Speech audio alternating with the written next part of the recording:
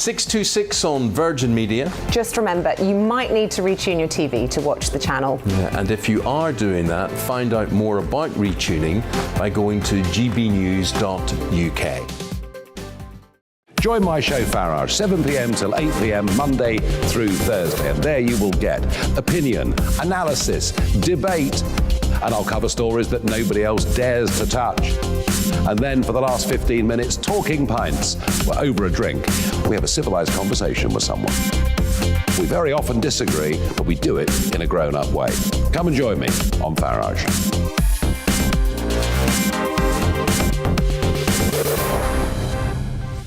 I'm Dan Wootton. Join me Monday to Thursday from 9 to 11 for the feistiest and most fun news debate on TV, where free speech reigns. I'll bring you a sharp take on the day's biggest stories, bombshell newsmaker interviews, and A-list guests. And I guarantee you, no spin, no bias, no censorship, and no reason to go to bed. That's Dan Wootton tonight, Monday to Thursdays from 9 on GB News. Hello there, I'm Eamon Holmes. And I'm Isabel Webster. And we hope you can join us for Breakfast with Eamon. And Isabel. You make me laugh out loud, belly laugh. Is that important first thing in the morning? Yeah, absolutely. And there's me trying to be deadly serious. News is a serious business. Yeah, I have to rein you in sometimes. Well, it doesn't stop us laughing at it. It doesn't stop us having an opinion on what's going on. Yeah. And it certainly will not stop us reflecting what you think. Weekdays from 6 to 9:30 on GB News.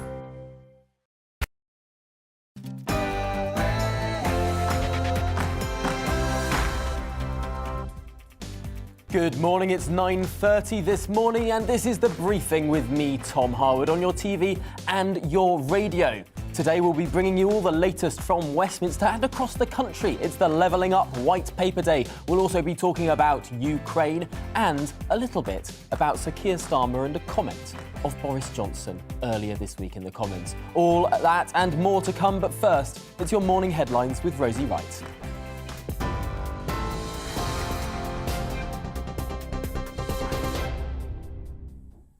Good morning, it is 9:30. I'm Rosie Wright, here to keep you up to date on GB News. The Levelling Up Secretary, Michael Gove, says people in the North and the Midlands have been overlooked and undervalued by politicians for years. The government's now publishing its election pledge plans to level up the country, aiming to reduce the gap between poor and rich areas. Well, Labour's criticised the policy, accusing the government of using recycled pots of money. Russia has accused the West of deliberately trying to lure it into war with Ukraine. In his first public comments in almost 6 weeks, President Vladimir Putin said the US was ignoring Moscow's security concerns about NATO forces in Europe. Russia has mobilised more than 100,000 troops on its border with Ukraine. Western countries say any invasion will incur sanctions. A charity and a union representing Border Force officers are seeking a High Court injunction to prevent migrant boats from being pushed back towards France. Lawyers for the Public and Commercial Services Union and Care for Calais will argue the Home Office should suspend the policy because it contravenes international law. Shoppers have been hit by the highest price rises since 2012. British Retail Consortium data shows shop inflation almost doubled over the past month, from 0.8% in December to 1.5% in January. It monitored price changes for 500 commonly bought items, and it was things like furniture and flooring that have seen exceptionally high demand. The Treasury is being urged to reduce VAT on public electric car charging. Now, drivers who can't charge their cars at home and have to use public points, they pay 4 times more tax for electricity. A new campaign called Fair Charge says the policy is unfair because VAT on domestic power is 5%, while motorists on the street are paying 20%. You're up to date now on GB News. I'll keep you up to date across the day. Don't forget, we're on your TV, online and DAB Plus radio. Now, though, back to the briefing with Tom.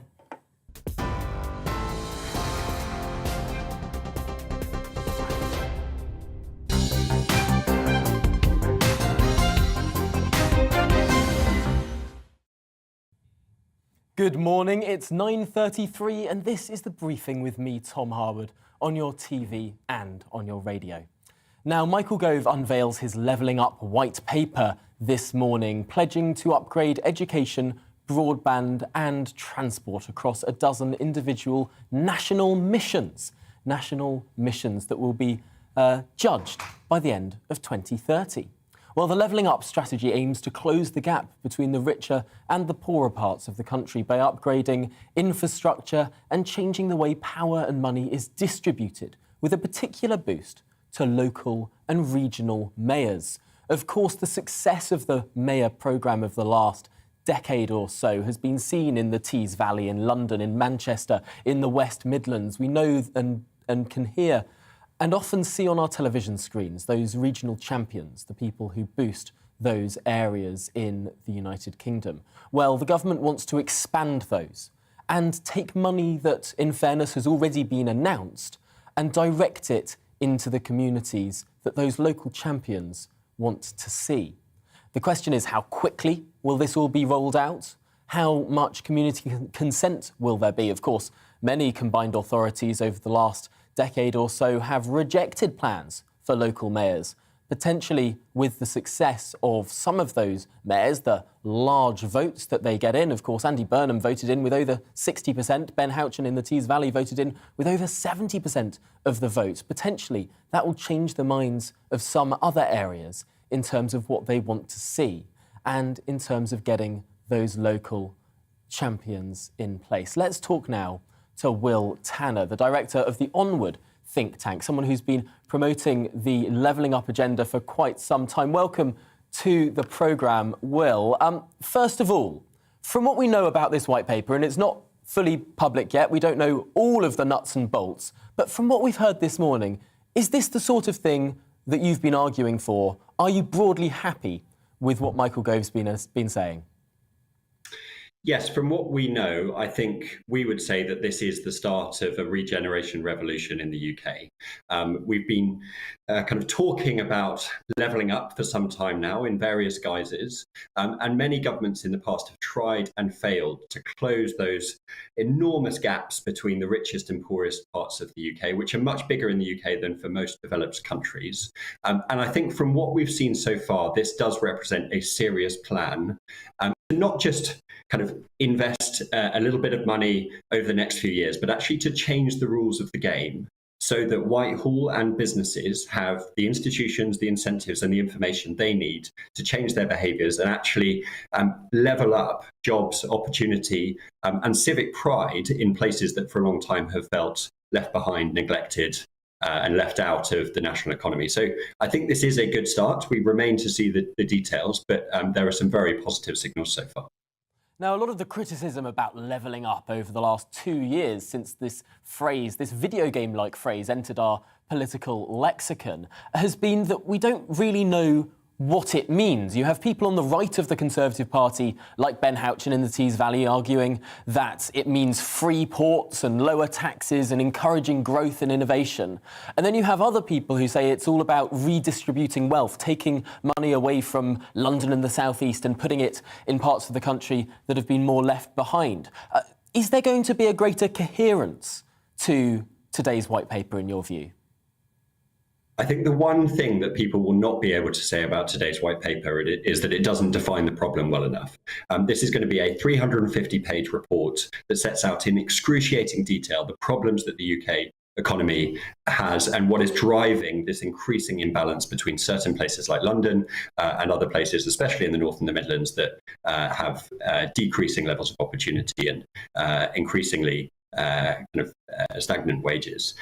So I think this will be a detailed report. The government has actually defined very clearly the 4 things that it wants to focus on. It wants to focus on improving local leadership. That's things like mayors and giving more power to communities. It wants to improve on public services and living standards, making sure that things like health inequality is reduced and that educational attainment increases everywhere, not just in certain places.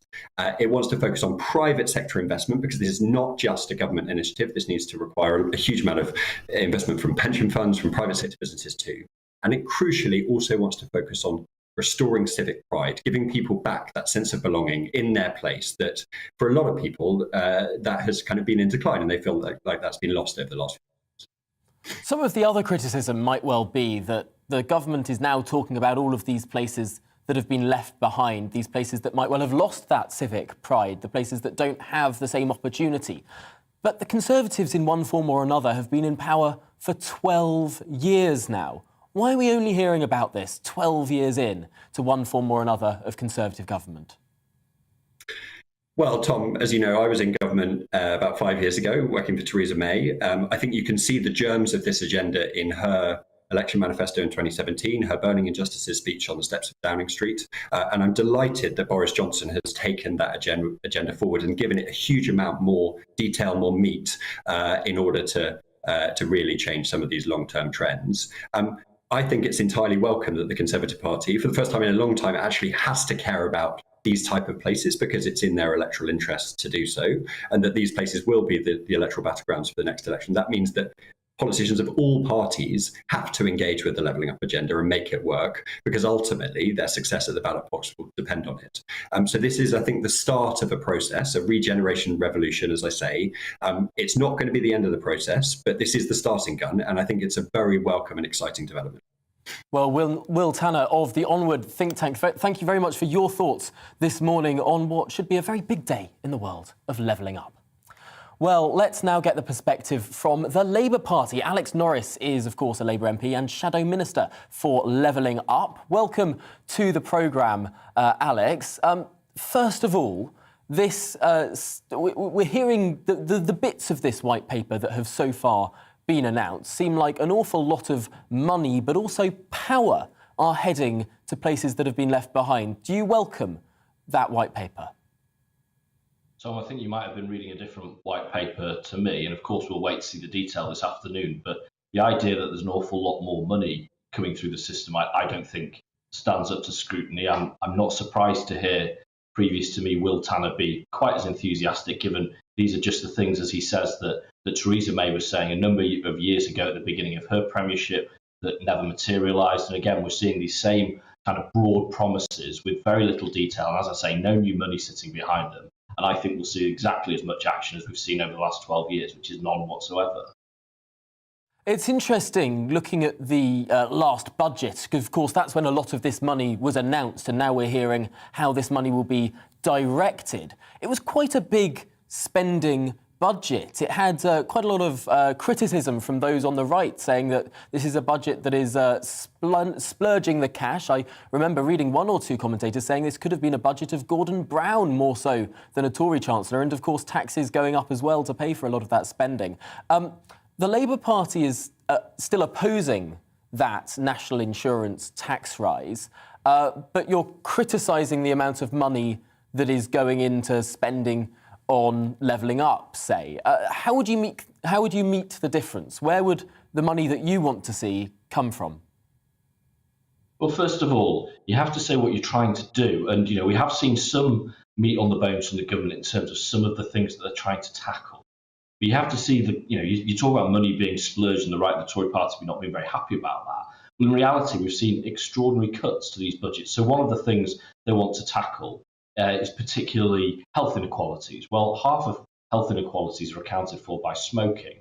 And in this country, we've basically removed our smoking cessation services over the last decade. So there's a real disconnect there. You rightly say, well, how will the opposition pay for it? Well, first of all, the kind of basic paradigm of seeing the nation's finances as the same as personal finances has proven to be a poor one over the last decade. And that just this idea of, just limited investment, but actually cuts to public services, which is what we see, has created a lack of demand in the economy. So a reduced tax take. So what we see is that we have a high personal tax, but low growth economy. You say Rishi Sunak's budget could have been a Gordon Brown one. No, it couldn't, because Gordon's had significant growth in them and Rishi's have very anemic growth. So that's the difference. Invest in your economy, put money in the pockets of ordinary people. So, for example, our cut to VAT on energy companies, that would be money into the local economy, it would stimulate the high street and come back to you in tax take. So we think that actually a more creative, more imaginative approach would make a much bigger difference. So the creative approach from the Labour Party would be to borrow to invest and hope that growth would, in the medium to long term, meet the difference. It's an interesting strategy. I want to move on, though, to talk about this devolution plan. We've seen that there's been some incredible successes of local and regional mayors, Sadiq Khan, Andy Burnham, Ben Houchen, Andy Street, many of these becoming relatively household names, championing their areas. Do you welcome the expansion of that programme? And is there anything that you'd like to see the government specifically do to enable a greater equality between these regions? Yeah, I mean, first of all, we would always celebrate the work of really good mayors and, certainly lots of very good Labour ones that we're very proud of indeed. I would also say there's really good councils too that are led by people that perhaps don't have the same level of media profile, but do really good jobs. My view is that I wouldn't wish to prescribe to a community what model of leadership we want. We in Nottingham have never been particularly enthusiastic about a mayor. We think that a collective of people working together is better than just one, and that's the decision that we want locally. What we want to hear clearly from the government is that that won't hold areas back, that we'll have access to the same powers and resources, whether or not you choose to have a mayor or not. I think that's a reasonable approach to take. So we want to see that. But what I really want to see is that whether it's mayors, like Sadiq, whether it's mayors like Tracy Brabin in West Yorkshire, or whether it's leaders like mine, David Mellon in Nottingham, they all have access to powers to shape our communities. So, for example, one of the things people talk to us that they get frustrated about is their high street and not being able to say what sort of shops we've got too many of and how to support shops that we haven't got enough of. Those powers at the moment are centrally held. I want to see those powers devolved to my community. Similarly on bus, we know that buses are a core part of improving communities. So we want to have full bus powers for our local areas to say what sort of routes they need, what sort of bus system we need. That, of course, is very successful in London. Let's see that across the country. So I think those, Tom, are a few examples of ways in which we can share them around, but it shouldn't be contingent on whether or not you have a mayor. I think, I can't see why that makes such a material difference.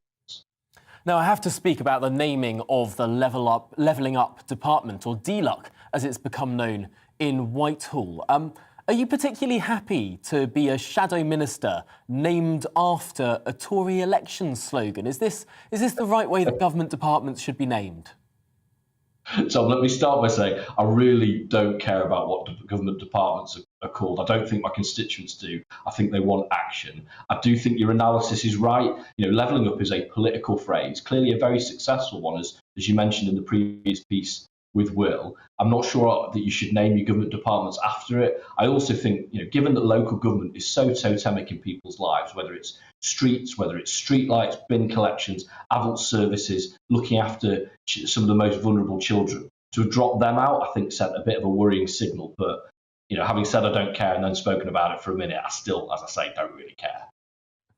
Well, it's always interesting to look at the sort of peculiarities of Whitehall naming. I remember when industrial strategy was added to the business department, and there was the big argument: is it bees or is it bays? And it ended up being bays, which I think is less fun than bees. I like the department for bees. But back to levelling up and back to the white paper.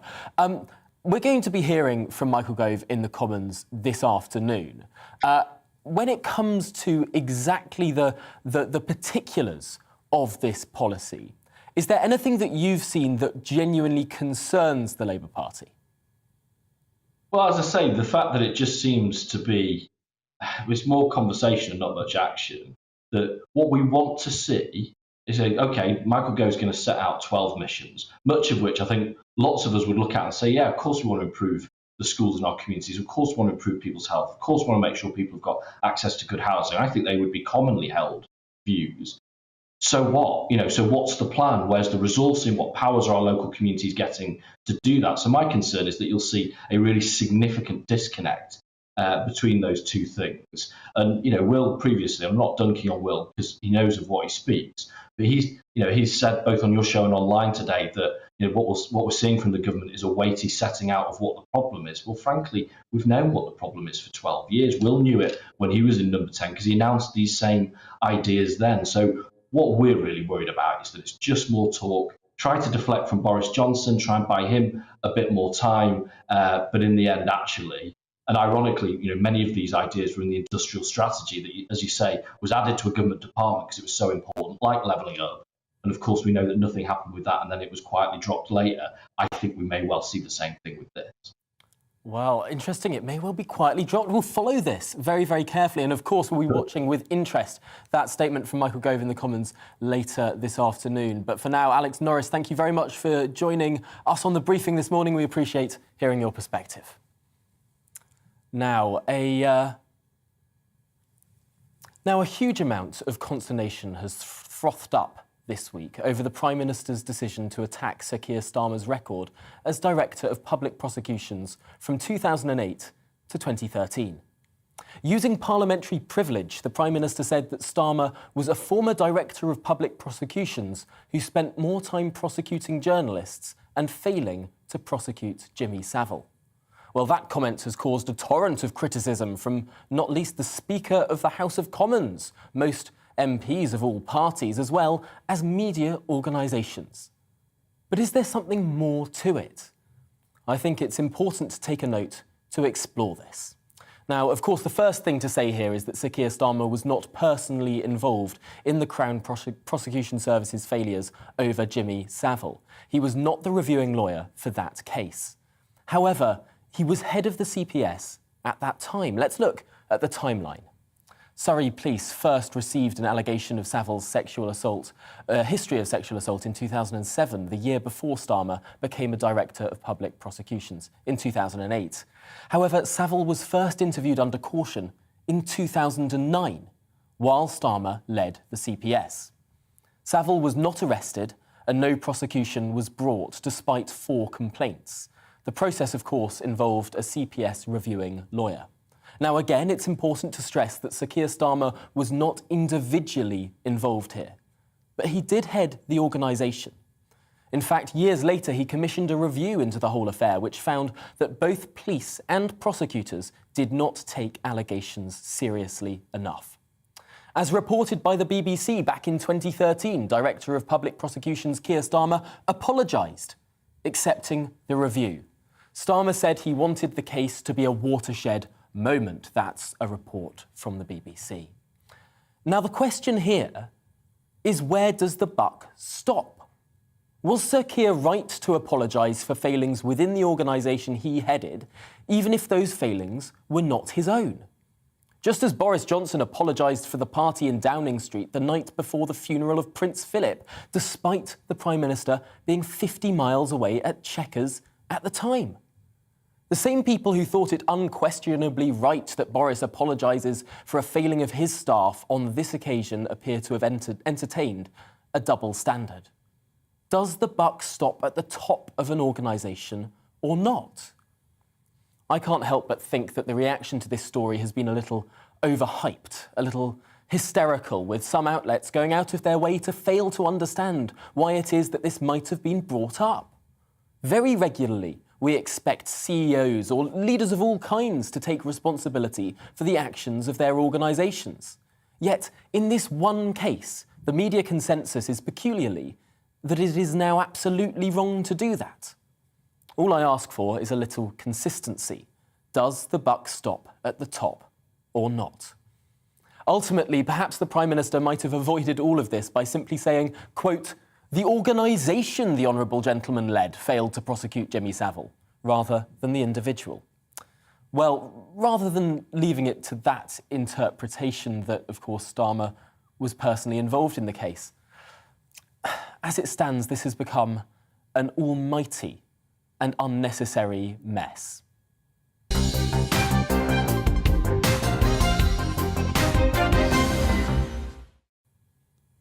Now, a further story that caught my attention this week. A 35-year-old man has been arrested for an offensive tweet against the late Captain Sir Tom Moore. He was charged under the 2003 Malicious Communications Act, which states a person is guilty of an offence if he or she sends, by means of a public electronic communication network, a message or other matter that is grossly offensive or of an indecent, obscene or menacing character. The UK has no written constitution, of course, and the freedom to cause offence is not a legally protected right. Quite the opposite, in fact, as this case shows. But should anyone potentially face a jail sentence simply for sending a tweet? Is it time for our own First Amendment, as the United States so rightly, in my view, has? Well, joining us to discuss this is Daniel Pryor, the head of research at the free market think tank, the Adam Smith Institute. Welcome to the programme, Daniel. This seems extraordinary. I've read the tweet that this man sent, and it was rude, but but I really can't see that in any sense that it was necessary to go to court. What on earth's happening here? No, it wasn't necessary at all. You're right. It's fashionable, I think, in at least some circles on the centre-right of politics not to care about free speech as much anymore. There's this idea that it's a culture wars issue and not that important. But clearly we have a serious problem when we're using limited police resources to prosecute people for sending offensive tweets. And this recent case over someone saying something very mean and very rude about Captain Tom Moore, it's not an isolated incident. We have what is in effect a form of secular blasphemy laws because he was a national treasure. Someone's getting prosecuted for saying something offensive about him. I imagine we might end up prosecuting those, if we use this sort of standard, who gloat over Margaret Thatcher's grave, as so many tend to do. I don't think she would have wanted that. I certainly don't. And it wasn't even him in terms of who was offended. It was people offended on his behalf, for goodness sake. And you mentioned the idea of the UK First Amendment, and we at the Adam Smith Institute back in 2020 called for a UK Free Speech Act that is modelled at least on the First Amendment, and no easy task considering how the meaning of that in the United States has evolved over time. But there seems to me a pressing need to arrest this growth in speech restrictions that we're seeing in the UK. I think it's worth just taking a moment to read the words, at the risk of being arrested myself, to read the words of this tweet. Of course it's rude, I disagree with it, but I don't think it should be illegal to say. Now, Joseph Kelly, who is the person who was found guilty in court this week, said on Twitter, "The only good Brit soldier is a dead one. Burn, old fella, burn." Now, that's a very rude thing to say, but I've seen a lot worse on Twitter, I have to say. I've seen a lot worse directed at me on Twitter. Why is it that this particular case ended up in court? It seems absolutely ridiculous that if you look at some of the articles about this particular case, it looks like a couple of people who were offended on behalf of the sadly deceased Captain Tom ended up bringing, or at least being involved in this case and saying we're offended on his behalf, and therefore it's very much in the public interest that someone should not be able to tweet something so rude and so offensive. But you have to think about the cost of doing this, quite aside from the fact that anyone who wants to send anything that could be construed as offensive may be thinking twice before doing that now, this kind of chilling effect on free speech that's created by such a case. You are wasting police and courts' time. You're wasting their resources. You're wasting taxpayers' resources. We end up paying for the enforcement of these laws, and what we end up seeing is police prosecuting these cases instead of tackling real crimes. It seems to me like a ridiculous waste of public resources and something that should not happen in Britain, of all places, supposed to be the home of liberalism, the Enlightenment and free speech. In fact, we've seen quite the opposite. Yeah, it's a really concerning situation. I'm slightly tempted to follow in the footsteps of these people and get people arrested, but I don't think I will, and I don't think people should. Well, that's it, I'm afraid. That's all we have time for this morning on The Briefing. Thank you very much for your company today. Coming up, it's To The Point with Mercy Maroki and Nana Akua. But first, it's the weather.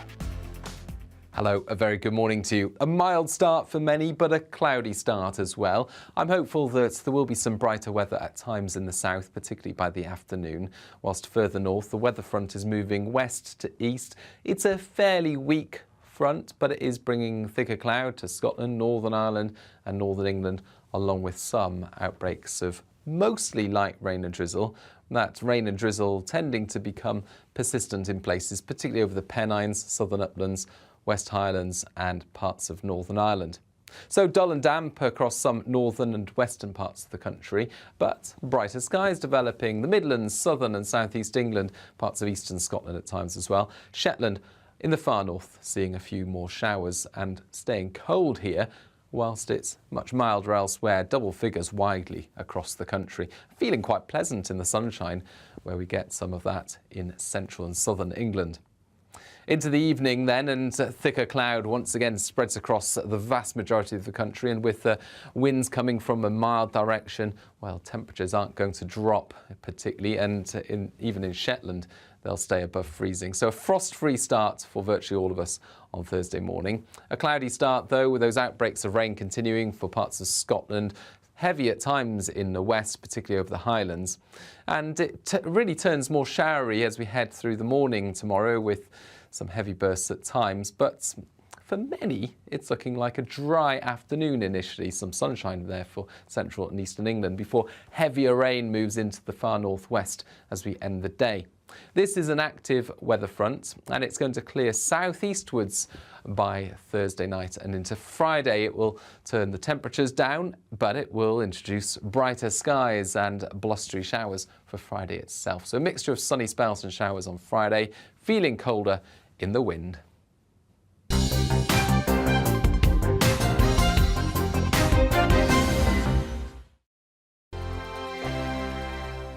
Hello there, I'm Eamon. And I'm Isabel. And you're watching the GB News digital stream across the United Kingdom. And around the world. If you're here in the UK, you can also watch us on your TV screen. GB News is Freeview channel 236. On Sky, we're channel 515. 626 on Virgin Media. Just remember, you might need to retune your TV to watch the channel. Yeah, and if you are doing that, find out more about